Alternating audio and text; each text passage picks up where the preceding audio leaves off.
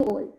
I, Gauri Bansal, welcome you all to today's webinar on adolescent health risks and solution under the series Arogya, Essence of Healthy India, hosted by National Service Scheme Shivaji College. Shivaji College is a premier institute in West Delhi, accredited with Grade A by NAC. Transform the life, transform the nation is the vision of Shivaji College. Adolescence is a unique stage of human development. Also, it is an important time to lay foundation of good health. Adolescents experience rapid physical, cognitive, and psychosocial growth. This affects the way they think, they feel, they make decisions, and interact with the world around them. Despite being considered as one of the healthy periods of life, there are many health risks and other illness associated with adolescence years. Keeping this in view, certain issues and their solutions will be introduced as speakers for the day.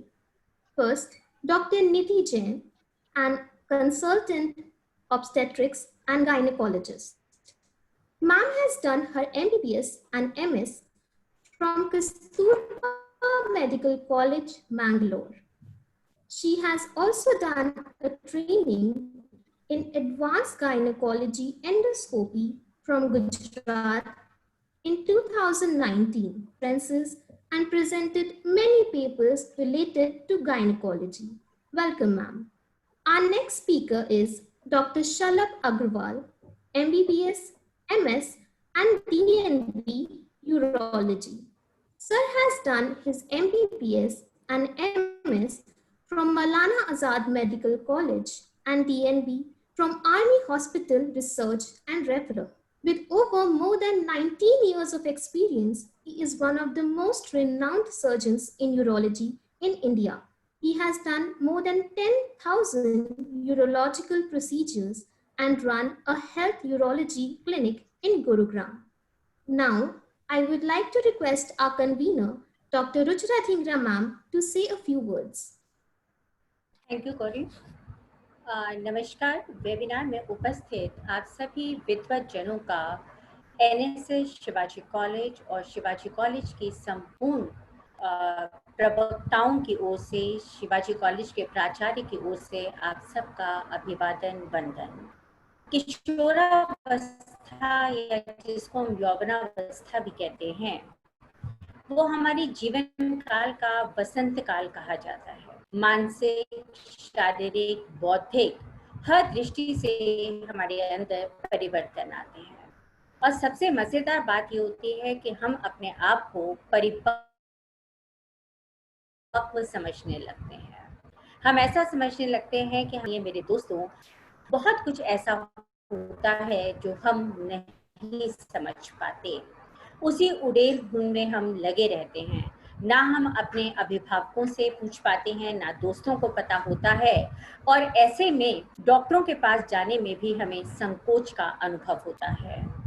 इसी बात को दृष्टि में रखकर आज हमने जिन दो विद्वानों को, दो डॉक्टरों को अपने बीच में आमंत्रित किया है, वो अपने अपने क्षेत्र के अनुभवी डॉक्टर्स हैं और जो आपको आपके धरातल पर उतरकर आपकी समस्याओं का समाधान करने में आपकी सहायता करेंगे।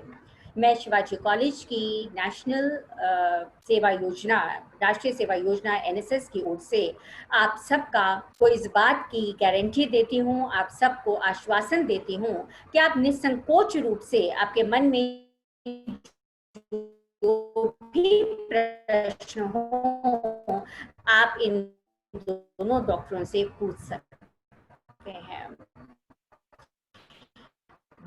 दोनों डॉक्टरों का भी हमारी टीम की तरफ से धन्यवाद कि उन्होंने हमारे लिए क्वेश्चन निकाले। पुनः धन्यवाद के साथ मैं गौरी और निश को इस के लिए आमंत्रित करती हूँ कि वो इस वेबिनार को आगे लेकर Participants धन्यवाद। to keep audios and videos off during the session. You can post your questions in the chat box. Also, the feedback form of the webinar will be posted in the chat box during the end of the session. Now, without any further ado, to you, ma'am. Thank you, Gauri. Good afternoon to everybody, and my special thanks to Dr. Ruchira ji for thinking that I'll be able to teach her students. I'll try my best to solve all your queries, and I hope that their questions are answered. Now let's start with the topic, that is adolescence, health risks and solutions. Next slide. So adolescent age is a changing age, which brings with it a lot of new things in our body, which tells us that we are growing up, and which also keeps us in this illusion that we know everything and we are capable of doing anything. We are full of energy, we are full of impulsive behavior, and we think that it is not important to ask anybody anything. So I also gone through this stage, and I have seen many of my patients who are in this phase, and I would like to keep you informed and to warn you of certain things which you should be careful about. So the word adolescence is taken from the Latin word adolescere, which means a transition from childhood to adulthood. And the age group which usually is considered in this is 10 to 19 years. Next slide. So why should we talk about adolescence? Adolescence means there is a lot of physical, psychological, and behavioral change which goes on in our body. Physical in terms of the more concentrated upon the girls. So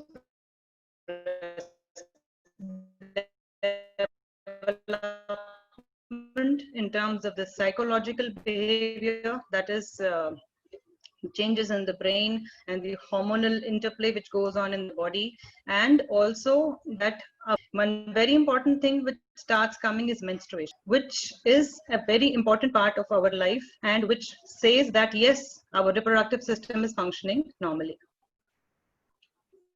Another thing that comes up in this phase is the sexually important for us. Please go back to that. Yeah. So it's very important for us to have a knowledge about the sexual health, safe sexual practices, how can we prevent the sexually transmitted infections, and if we have any doubts, we must seek the advice from a doctor. Then there are a lot of things which go on in the body in the form of the mental process and our identity crisis. We have a lot of things in our life, like to choose a career and to go ahead and not to go on the wrong path. So one very important thing which comes is, of course, the knowledge about contraception and pregnancy. Now, as we grow up, of course, there is a lot of experimentation and exploration which goes on in our mind. So the part and parcel of that is, of course, a contraception and pregnancy knowledge. Pregnancy, sometimes if it is unwanted, it can really ruin and it can be really traumatic. So a knowledge about contraception can be given only by a doctor. Hence, we must be we must not be hesitant to seek a doctor's advice, because if sometimes we're not able to talk to our parents, at least to a doctor we should come and we should talk out everything, whatever is there in our mind, and then you will definitely get the correct opinion.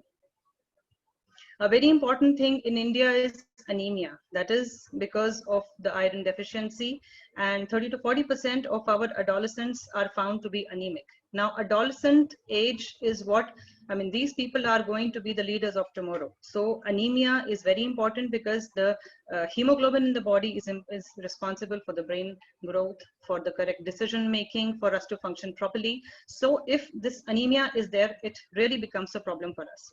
And it is very important for us to tackle it. All it takes, most of the times it's an iron deficiency anemia, all it takes just is to take an iron tablet. So at any point of time, if we feel that health-wise we are not good, and in the routine checkups if the hemoglobin is low, we must seek the doctor's advice. Next slide.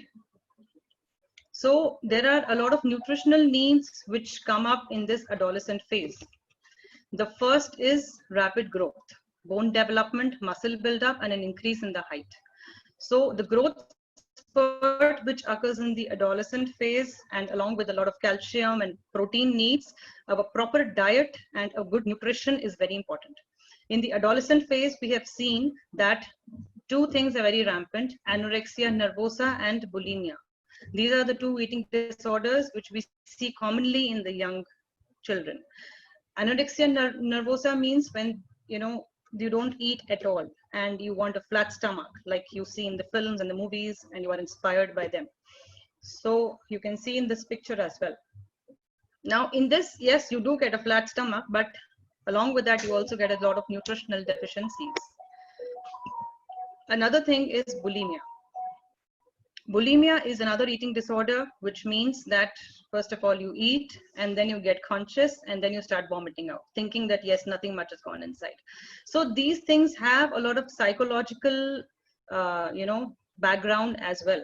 So if you think any of these things are happening with you, you are not able to take a balanced diet, you don't feel hungry, if you have some problem, you should seek a doctor's advice. Because for an average 17-year-old girl, the calorie requirement is 2000 to 2500 calories per day, containing 50 to 55 grams of protein, adequate amount of calcium, iron, carbohydrate, minerals, and appropriate fat. That is not more than 30 to 40 grams. Okay. Next slide. Now, another important thing is, as I told you, menstruation, which is a physiological phenomenon. So menstruation marks the growth of the uterus, the fallopian tubes, and the ovaries, and it tells us that the reproductive passage is patent. So many times we see patients in whom the menstruation is not started even by the age of 15 years. In them, when we investigate, we get to know that there is some structural problem. That is why they're not able to menstruate. So basically, menstruation is also a sign of health.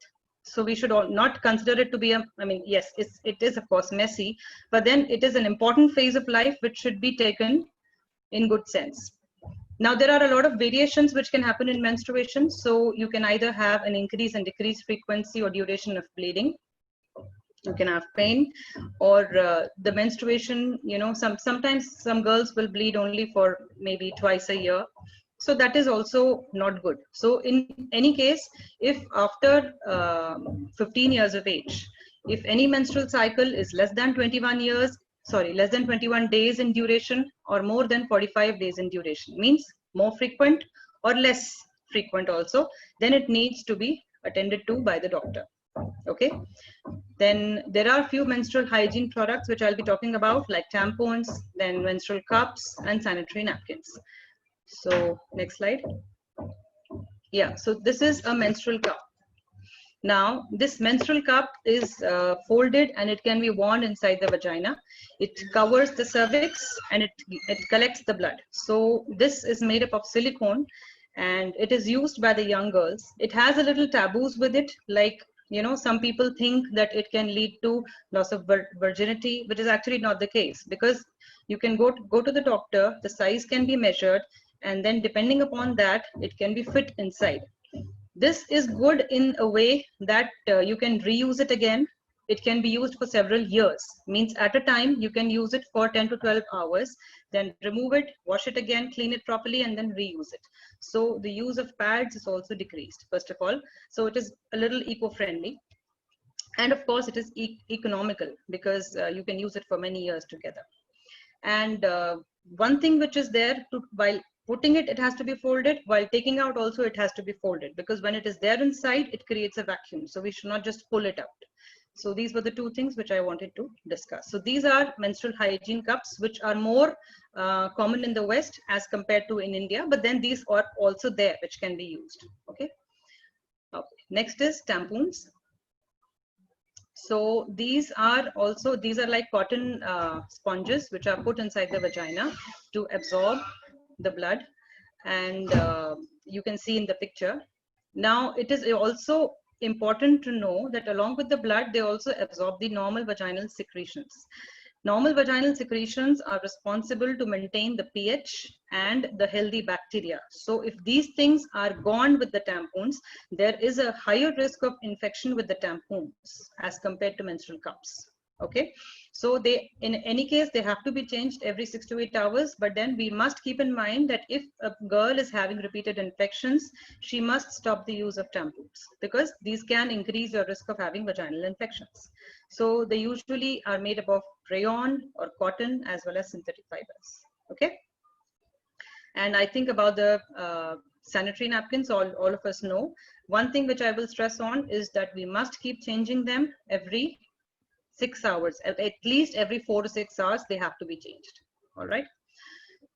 Right. So this was about menstruation. Next, coming to mental health problems.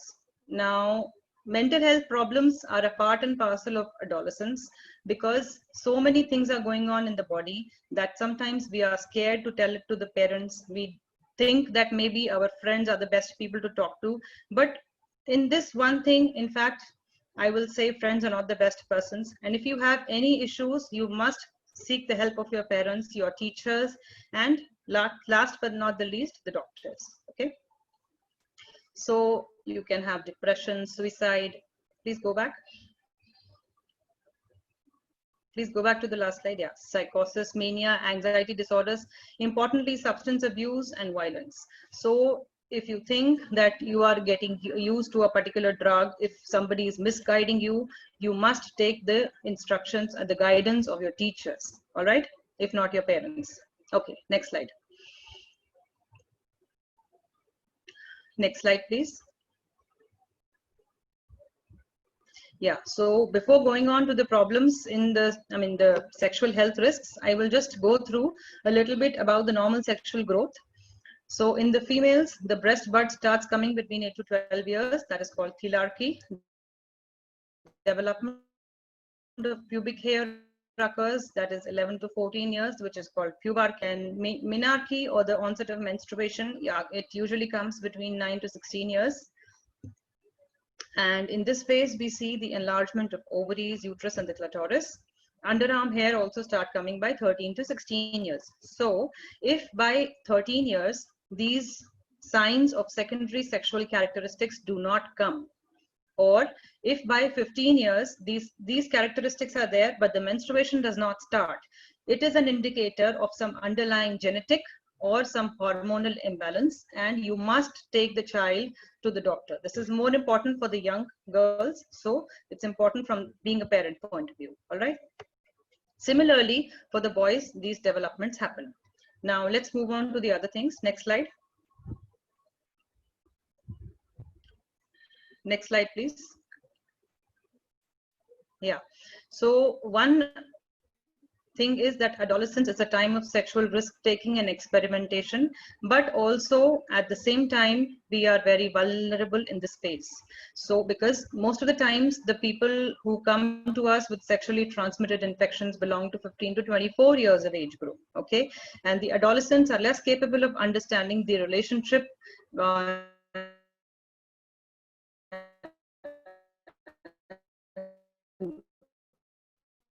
behavior consequences, and they see themselves as bulletproof, which means again that the wrong reasoning usually develops, and my friends are best people because they don't hold whatever I want. So it's important to stress upon that you have to seek the advice of an adult, which may be your teacher, your parents, or a doctor. Okay, next slide. Yeah, so the common sexually transmitted infections which are seen are syphilis, gonorrhea, chlamydia, HIV, hepatitis B and C. And it is not easy to recognize these infections. So I will tell you a few of the common symptoms which usually the patients come to us with these sexually transmitted infections. Yeah, next slide. I'll be taking up the questions after the session.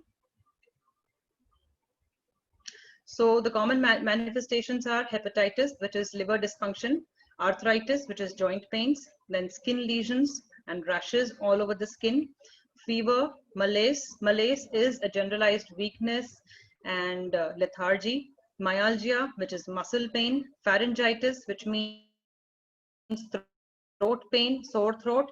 Lymphadenopathy means lymph glands, which are here, small nodules will start getting enlarged. All right.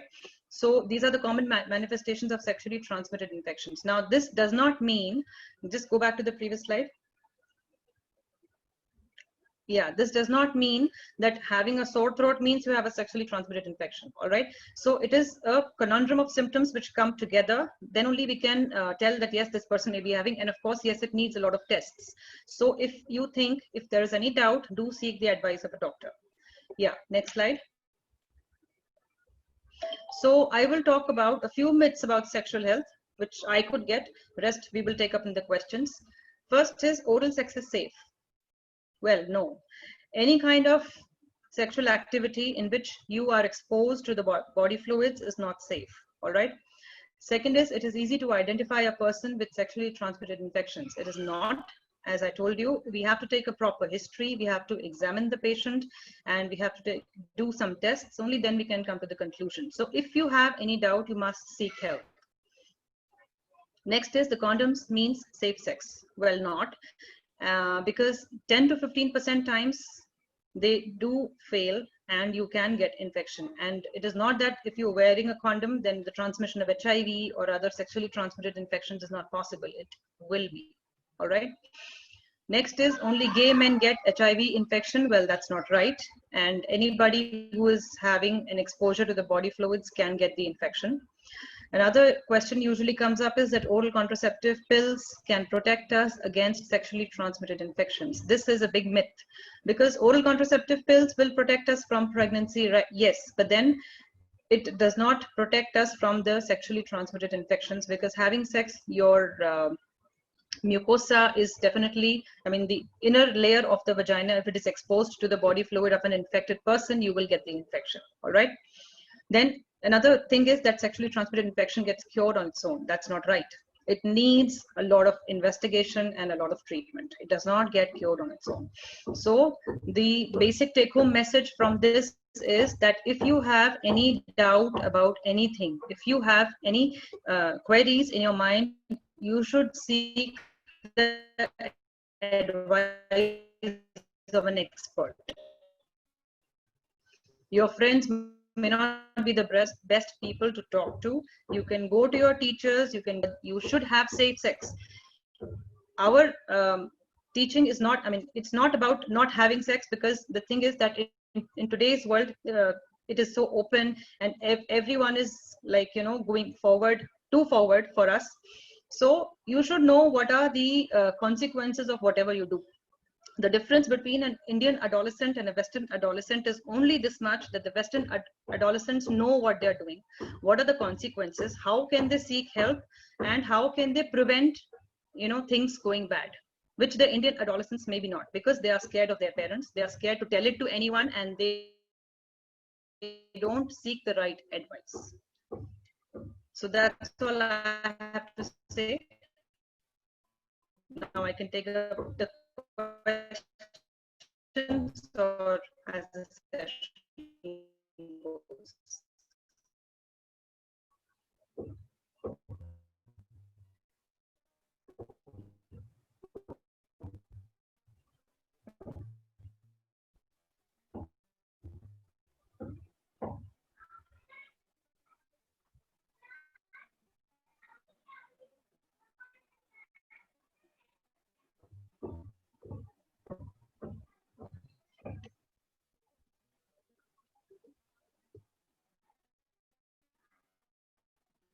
Good afternoon, everyone. I would be taking the male counterpart of the adolescent health. A lot of subject has been covered by Dr. Nidhi already, and she has a few of the things might be revision, but I think so. Besides, this is a period of change. Adolescence means rapid change. So there is change in the psychology, there is change in the physical body structure.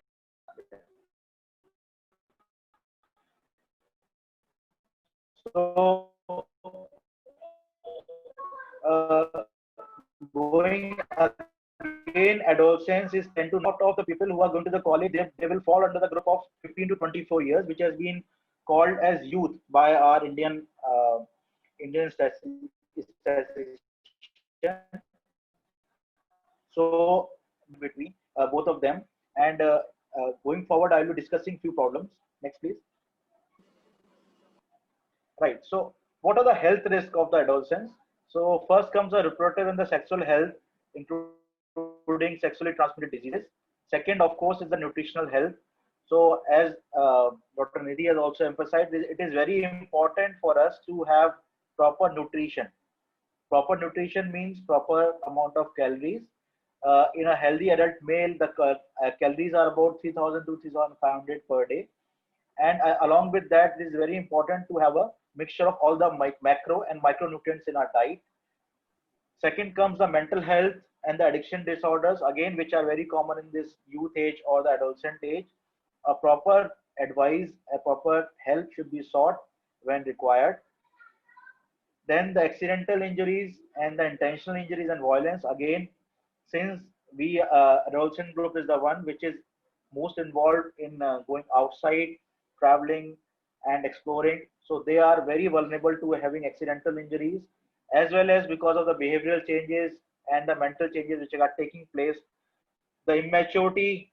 So the violence and the intentional injuries again are something very common. And last but not the least is often or is also non-communicable diseases like hypertension, diabetes. One might often think that this is the age in which one cannot get these kind of problems, but mind it, about 7% of the Indian population, adolescent population, is already suffering from hypertension, and so is the diabetes, which is also coming up, and now is more common even in the younger age group. So one must exercise proper dietary and exercise so as to prevent these diseases, and in case they have any of these problems, they should seek proper medical advice. Next, please. So talking particularly about the sexual health risk, uh, they can be genital problems, they can be sexual problems, the sexually transmitted diseases, HIV in particular. Again, I have placed it separately because again that constitutes a very important age, a very important disease or problem of this age group, and early pregnancies. Next, please. So what the onset of the puberty that often marks the onset of the adulthood, be it male or female, the body changes that take place, that those are often the first to be noticed by them and by the others, and they usually mark the onset of the adolescence. Besides these, there are changes in the brain which often lead to cognitive changes and emotional changes, and obviously the societal changes, the people around them, the your parents, your colleagues, your friends, your relatives, neighbors, they all start seeing you in a different way. You don't remain the same as you were before. So these are the changes which mark the period of adolescence. Next, please. So in short, this changes in the female body have already been discussed by Dr. Nidhi. In females, the changes are mainly as related to the breast development, genital development, and the pubic hair and the axillary hair. Next, please. In the males, the changes starts as soon as 9 years and go on till the age of 19 years. There are two most important changes that take place in male body. One is the change in the body shape and the development of pubic and axillary hair. And second is development of the genitals, which include development of scrotum, testes, and the penis. Next, please. So these depict the changes in the boys vis-a-vis the girls. In boys, the changes occur slightly about 1 to 2 years later than those occurring in the girls, and there is increase in about testicular volume about 3 to 4 times that they had before the age of 10 years. So is true about the genital size, and obviously the growth of the pubic hair, change in the body structure, and the muscular mass. Next, please. So discussing particularly the genital problems, the questions that often come to the mind of adolescents or when one sees his or her own body is, what is normal? So I'll take one by one, especially the male parts, and uh, try to try to present to you what is normal. So as far as the penis size is concerned, so what is normal? Actually, there is no normal size of the penis. one should consider what is abnormal. And if he sees what is that their penile size is abnormal, then they should seek a proper medical advice, because this is the time when this can be corrected with proper diagnosis and proper hormonal therapy. Once they have proceeded to the fully developed age or the youth, it is very difficult for these problems to be corrected. So abnormal penis size is considered as less than 2.5 standard deviation of the normal for that age. Roughly that would be about less than 7 centimeters of stretched penile length, or a length of an erect penis. So if somebody has penis smaller than this, then this can be considered as abnormal, and rest all the sizes can be considered as normal.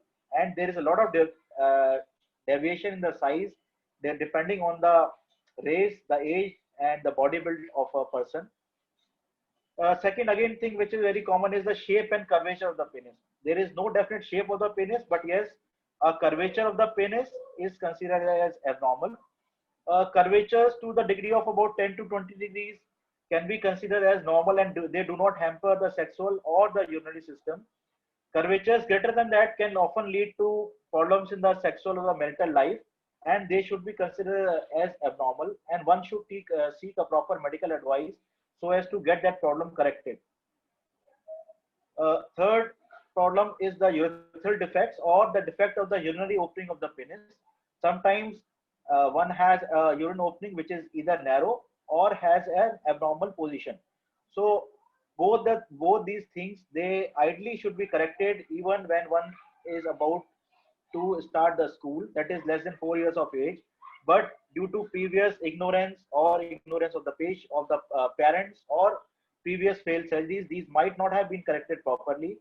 But yes, this is the only chance during the adolescent age when these problems should be diagnosed by self or by the parents, and the proper medical care should be taken. Second is about the scrotum and the testes. So again, scrotum are the loose skin bags. They have a subcutaneous muscle known as darto. So they respond in their size to different kind of emotional or sexual stimuli, or even the temperature changes. And their role is mainly to suspend the test. So scrotum as such, there is no definite size of the scrotum, but yes, their position can vary from person to person, and from in the same person at different times they might appear different. So that is totally normal. So testes again, normal healthy male has two normal testes which are located on either side of the scrotum. Any deviation in the number or the location of the testes. Sometimes one might have a single testis, or a testis in the scrotum, and second testis might be higher up, or might not be palpable at all. So these all things are abnormal, and urgent medical attention should be sought so as to take care of these problems. Again, a very important thing is about the testicular size. Testicular size might be very difficult for somebody to understand and somebody to know that it is normal or not. But yes, in testicular size, which suddenly becomes very large, heavy, or abnormal, along with loss of genital or the testicular sensation, that should be considered as abnormal, and urgent medical advice should be sought for that. Next, please. So yes, a bunch of sexual problems again as a result of pubertal changes. There is increase in sexual drive. There is maturation of sexual organs. So as for the purpose of reproduction, one tends to develop secondary sexual characteristics. And as I have already told, there are cognitive changes and the social changes which are there. Next, please. So what are the developmental challenges during this period due to changes in the body and the mind? First is the comfort with the maturing body. Often one might find it difficult to adapt to the changes that are happening in the body. These things do not only have a physical impact, but also the mental impact. And sometimes this mental impact might be negative. So it is very important that you should know what is normal and not, and discuss it out with your teachers, parents, or expert. Second is the accepting feelings of sexual arousal. So this is totally normal to have wet dreams or night dreams or nightfall. This is totally normal as of this age, and one should not feel shy or abnormal about it. And obviously, when one is engaged into any kind of sexual activity, whether it's visual, video, or whatever, one tends to start having urethral secretions or the secretion of the accessory sexual gland. Again, that thing is totally normal, and one should take it as normal and should not think that something wrong is happening with my body. Third thing is again engaging in voluntary sexual activities.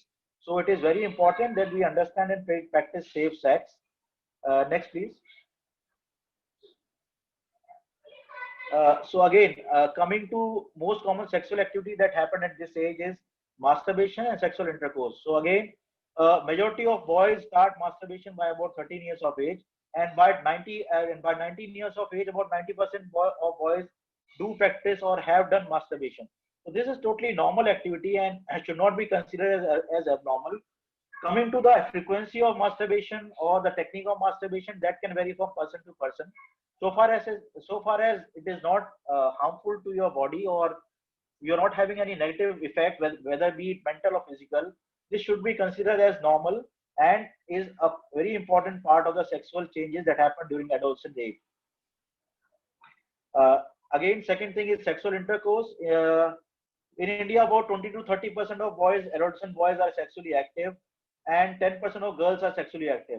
So sexually active depends on your society and your cultural acceptance. That is very difficult for me to comment whether it is right or wrong. But yes, it is very important that you practice a very safe sex and prevent yourself and your partner from getting sexually transmitted diseases and other involuntary or unwanted effects of sexual activity. Next, please. So sexually transmitted diseases, again, most common bacterial diseases are chlamydia, gonorrhea, and syphilis. So the problem with these diseases is that they often are silent, or they may have a very trivial kind of initial course, and one might not recognize that he or she is a carrier of this disease. So if somebody has even the trivial signs of these problems after sexual exposure, be it oral or penetrative sex, one should seek immediate medical attention and find out whether they have contracted a STD and seek proper treatment for that. In boys, the problem that or the symptoms are either the urethral discharge, burning in the urethra, pain in the urethra, pain while passing urine, increase in urine frequency, pain in the lower abdomen. Sometimes there is pain in the testes or the scrotum, and they might have small excrescences or the lesions over the glands or over the scrotum or the genital skin. So these are the common signs and symptoms of these bacterial diseases. Viral diseases, again, like herpes and HPV, HIV, HCV, hepatitis C and B, these are often silent infections, and one might not know unless they become a full-blown infection, or as in case of herpes infection or HPV infection, that is the human papillomavirus infection, one might start developing viral warts or the genital warts.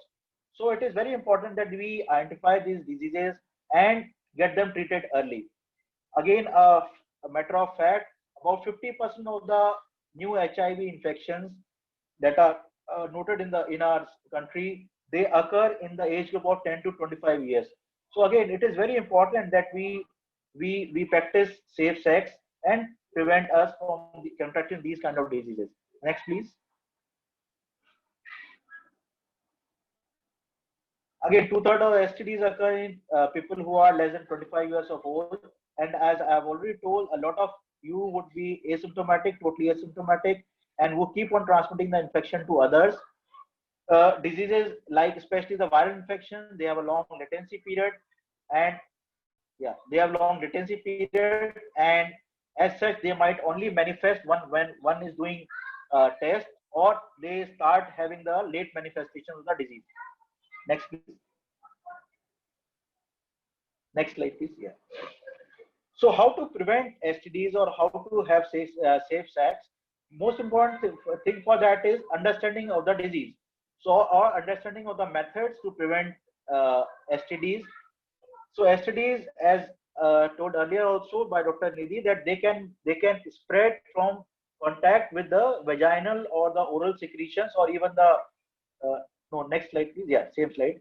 So they can spread with contact with either the saliva or the vaginal secretions or the urethral secretions. And as far as the route is concerned, any unbroken skin or the oral or the sexually transmitted route can lead to transmission of these infections. So it is very important for us to prevent ourselves or yourself from these infections. So condoms, yes, they do help, and one should use condoms to have safe sex. Besides condoms, it is very important that you wash your private parts after sex, and in case you find any abnormality developing, then you should take proper medical advice. As far as the viral infections are concerned, the turnover time is usually 3 to 6 months. So in case you suspect that you have developed some viral STD, then you should get a baseline test to see whether you are already infected or not, and get the sero level test after 3 and 6 months to see whether there is any sero conversion or not.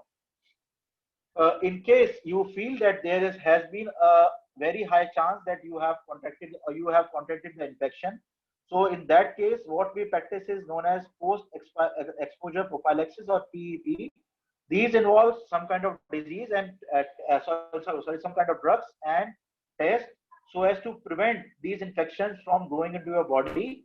And in case you feel that you have been exposed to these infections, then you should get urgent medical help and get a PEP, or post-exposure prophylaxis, for you. Next, please. Again, a very important issue is the fertility issues, especially in males. So it is usually considered as unethical for a pre-marital testing. But yes, we do get patients who we find out that they have low sperm count or no sperm count because they have been tested by some other doctor or for some other related issues.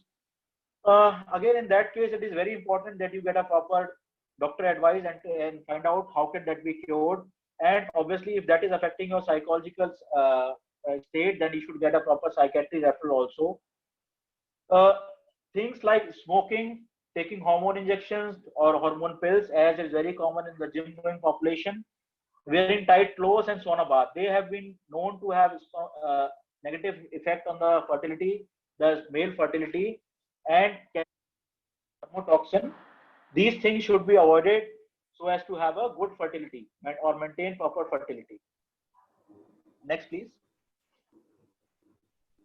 So in short, take home message is that practice daily self-hygiene. It is very important in males, especially, to pull back their skin and clean their under the glands or the under part of the penis daily. In people who find it very difficult to pull back their skin, they should seek a proper medical advice. One should do a self-assessment and examination to find out if there is anything which is abnormal about my genitals or my sexual health. One should ignore myths regarding the sex. And in case they feel that something is abnormal, they should seek a proper medical advice. Fourth is identification and acceptance of the problems. Take timely help of your families or help of your friends, and a proper medical expertise. Educate yourself, as you can educate yourself by internet or by proper expert advice. And again, respect social, culture, and family sentiments. And next, please. Practice safe sex. Educate others also about from your knowledge. Take timely treatment and prevent STDs. Don't engage in drug addictions. Limit alcohol and stop smoking. Be careful. It not only affects other parts of your body but fertility also. And again, be careful about the dietary and the gym supplements. Next, please. Thank you so much. You can mail your queries to me, and obviously I would be open now to taking any questions. Thank you so much, sir, for this informative session. Now, I would like to invite our faculty, Supriya ma'am, to take over the Q&A session. Thank you so much, Gauri. First and foremost, I would like to tell both our speakers for the day that there are many participants who have given so much compliments, and seriously, it was an amazing session by both of you, very much informative. And there are many questions, but due to paucity of time, we'll not be able to take all of them. But I, along with my colleague, Dr. Mukesh, will be taking a question answer session. My questions will be directed to Dr. Jain, and Mukesh Yes. sir will be asking questions to Dr. Agarwal. So Nidhi ma'am, can we start with the questions? Yes, yes, please. Yeah. So this first question is that there are many products which is advertised to keep our like intimate washes products are there. So these are commercially viable for sure, but is it safe to use such products? Yeah, so actually the intimate wash products which are available, you can use them on a daily basis. There is no harm. The only thing to be taken care of is, try to put anything inside the vagina. Washing outside is fine. So these usually help to maintain the pH, and they prevent recurrent infections. Like the young children often go to the mall, so they use public toilets. They tend to get a lot of urinary tract infections as well. So these intimate hygiene products can be used. There's no harm, but then don't try to put them inside. Okay, thank you so much. This another question is regarding mood swing. The question says that are intense mood swings a normal thing, and why generally people associate this with a bipolar disorder? See, having a mood swing before the periods is absolutely normal, because a lot of hormones, they get they play inside the body, and it is seen most of the times that when the period comes, after the periods, the lady feels better and she's fine. I mean, I can say I also experience that sometimes. So the thing is that having a little mood swing, having मतलब गुस्सा आना, थोड़ा चिड़चिड़ा सा होना period आने के पहले बिल्कुल नॉर्मल है, और उसमें जो आपके फ्रेंड्स हैं उनको आपको थोड़ा सपोर्ट करना चाहिए. And the best thing which you can do in that case is to exercise, to do cycling और swimming, and to engage yourself in some activity. Actually, meditation and exercise is a very good remedy for this we call as a premenstrual syndrome. So it's a very good remedy for the premenstrual syndrome. Right, that's a very good point mentioned by you, because there's a lot of myth that during our menstruations we should not be involved in so much physical activity. So this is exactly No, there is nothing like that. You can do any kind of activity which you can comfortably. So aisa kuch nahi hai that you have to be on the bed or something. Right. Thank you. The next question is that there are more birth control measures than just the usage of condoms and taking pills. And more often, the teenagers don't know about which one is safe. How do you think one should decide the best birth control measures to be adopted by them? See, any single birth control measure may not be foolproof, because every birth control measure has a failure rate. So the least failure rate is with the oral contraceptive pills. But as I said, they will not protect you against the sexually transmitted infections. So using the pills along with condoms is a good option for the young children. Yeah. Right. This next question is about the daily painkillers which normally women takes during their periods. So is it practically fine to take painkillers every time, or is there any other way to suppress the pain? Yeah. Now, having pain during periods may be normal, but if the pain is too much, you must seek a medical help, because we have a lot of medical conditions, a lot of hormonal imbalances, which can lead to excessive pain. And one more thing is that taking too much painkillers is not good for the body, because it can lead to liver failure and kidney failure. We had a patient in the hospital once who had taken, Crocin tablet, like some 8 to 10 tablets she had taken in an hour, because her pain was not going. And then she landed up with a lot of gastritis and vomiting. So it is not good to take painkillers more frequently than 4 hours, first of all. And if the pain is so excruciating that it will, limit your physical activity, you cannot go to the college, you cannot do your daily things, then you must seek medical help, because there may be something else. Right. This next question is about the hormone replacement therapy. So this says that, is hormone replacement therapy for menopause bad for women? Okay, hormone replacement therapy is not bad, I will say, but it has its own set of side effects, because hormone replacement therapy can actually, help your bones. It can be good for the heart, because as you grow older, these things are affected. But along with that, they can have a risk of endometrial, means uterine cancers. It can have a risk of breast cancers. So you need to be checked first before starting the therapy. And while on the therapy, you have to be on constant follow-up. Okay, right. So we'll take up this last question, and this says that these days PCOD is very common among girls. So what should be done in order to reduce this issue? All right. Now, PCOD, I will say we see in almost 50% of the girls these days.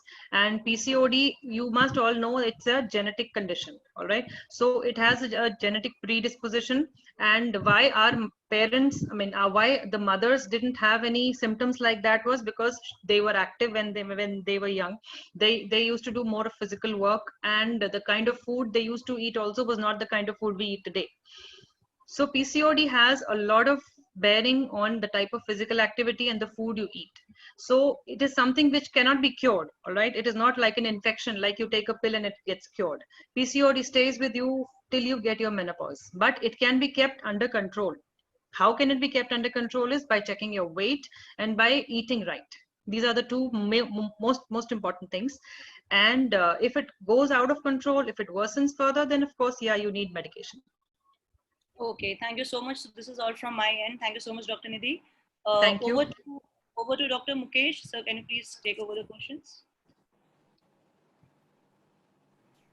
Thank you, ma'am. My question is to Dr. Salab, sir.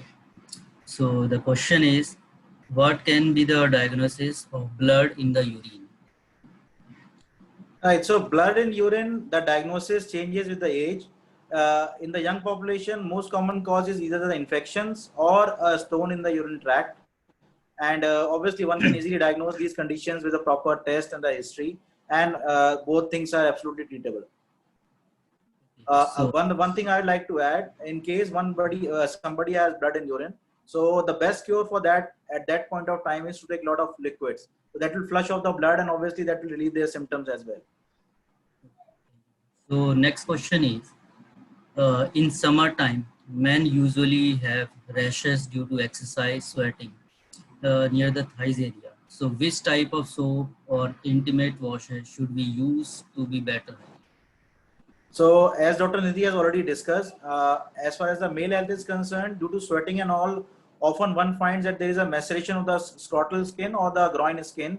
So it is very important that we keep this part dry and use emollients in case somebody has tendency for the maceration of the skin. One can use the commercially available emollients or something like coconut oil or the Vaseline, which are very easily available and which are very effective. Thank you, sir. So next question is, some of us tend to skin our bathing pattern, especially in winter. How does it affect our hygiene? So that is absolutely personal. Yes. That would depend on what kind of conditions they are living in. If the conditions are so that there is no sweat, dirt exposure or something, so one might escape with bathing even for a few days. But in conditions like where there is a lot of humidity, moisture and all, and somebody is going to gym exercising, then it might not be a good idea to skip the daily baths. So one should bathe daily. Okay, so the last question is, there is a myth that picking up heavy weight at the teenage affect the reproduction process in the future. Also, if we wear proper supporters, usually the urine color may vary. What does it signify that the person having the infection or a disease? No, actually the urine color does not have any relation to the infection. Urine has a pigment known as urobilinogen, which gives yellowish or the chrome color or the amber color to the urine. So actually the concentration of that pigment, again, that depends on the dilution of the urine. So if somebody has a lot of water, then the urine would be dilute, and in that case the urine would be clear or watery. If the urine is concentrated, it will be more yellowish. So both the colors are normal as well as the variation in between. None of them can say that changing on the urine color that somebody has infection or not. If somebody has brownish or reddish urine, then that is something abnormal and that should be taken care of. And second thing, the lifting the heavy weight and scrotal support is concerned. So lifting the heavy weight in the people who have weak muscles or they have weakness of the hernial orifices, in those people they might develop inguinal hernia. So it is very important that if you are doing that sort of exercises, then you should wear a proper scrotal support and do these exercises with the expert help only. Okay, thank you, sir. So my next question is, kidney stone has become a very common problem nowadays. So how can we prevent from it? Yeah. So again, a very common thing to happen. Kidney stones are as common as 1/3 of our population, and say about 1 in 3 people might have already had or will have an experience of a stone passing by during their lifetime. So again, the best technique to prevent kidney stones is to have a lot of liquids in our diet. By a lot of liquids, I mean about 2 to 2.5 liters of liquids each day, and that should be uniformly taken, not something like you gulp 1 liter in the morning and 1 liter in the evening. You should take the liquids uniformly, about 1 glass of water every hour. So that would make about 8 to 10 glasses of water throughout the day, and that would be sufficient intake, unless one is in some activity which requires a lot of sweating, and also that the intake can be further increased. Besides these, a diet which is healthy, which is balanced, that itself has a negative impact on renal stones. Going specifically, a diet which is low in carbohydrates, low in fat, which is moderate in calcium. Again, moderate in calcium, not low in calcium, moderate in calcium, moderate in protein, and low in salt. So that is supposed to be preventive for renal stones. And obviously, citrates and cranberry juice, these are known to have negative impact on stone formation. Thank you so much, sir. Over to Nisha. Thank you so much. So with this, we come to the end of this informative session. Now, I would like to invite Dr. Mridula. Gauri, I'm so sorry to interrupt you. This is a formal setup, I know, but I cannot, I have to ask this question to Dr. Nidhi. This question is actually very important, I assume. Yeah. So, I'm sorry, can I please ask this question to you? Yes, this yes, question please. is from one of the participant who's attending the webinar, and this question is about the contraceptive pill, the emergency pill, which normally people take these days. And these days, people don't take this emergency pill as an emergency as such. They take it on a regular basis. So how far this is safe? Should people continue doing this, or this should be avoided? This is the question. Yeah, so we have to understand that emergency pill has to be taken as an emergency only. It is not a routine. And oral contraceptive pill can be used as a routine to prevent pregnancy. Now, this has a bearing on the mechanism of action of the emergency contraceptive pill. The emergency pill reduces the movement of the egg towards the uterus, and same with the sperm, so that they don't meet and the lady does not get pregnant. Now, sometimes it can happen that this pregnancy can happen in the fallopian tube, which is a complication of this emergency contraceptive pill, which we call it as an ectopic pregnancy. Now, if ectopic pregnancy happens, it can be life-threatening. And that poor girl can lose her tubes, and then she can become infertile for life. Okay, so emergency contraception should not be practiced regularly because it does have side effects. And if you want some regular contraception, you must go for an oral contraceptive pill, which can safely be used after 18 years of age. Right. Thank you so much, ma'am. Thank you. Over to you, Gauri. Thank you so much. So with this, we come to the end of this informative session. Now, I would like to invite Dr. Mridula Buddhiraja ma'am to give away the vote of thanks. Good evening. Can you hear me? Yes, I'm audible. I'm very thankful to Dr. Nidhi Jain. Doctor साहब, आपने बहुत ही informative session दिया. बहुत सी चीजें जो हमें भी नहीं पता होती, जैसे यूज ऑफ मेंस्ट्रुअल कप्स या टैम्पन्स एटसेट्रा, और भी कई issues, adolescence and sexual behaviour या symptoms of sexually transmitted infections. और इसके अलावा कई क्वेश्चंस हैं जो कई बार बच्चे किसी से पूछ नहीं पाते, जैसे पीसीओडी या हार्मोन रिप्लेसमेंट, या ये जो अभी लास्ट क्वेश्चन था इमरजेंसी कॉन्ट्रासेप्टिव पिल्स.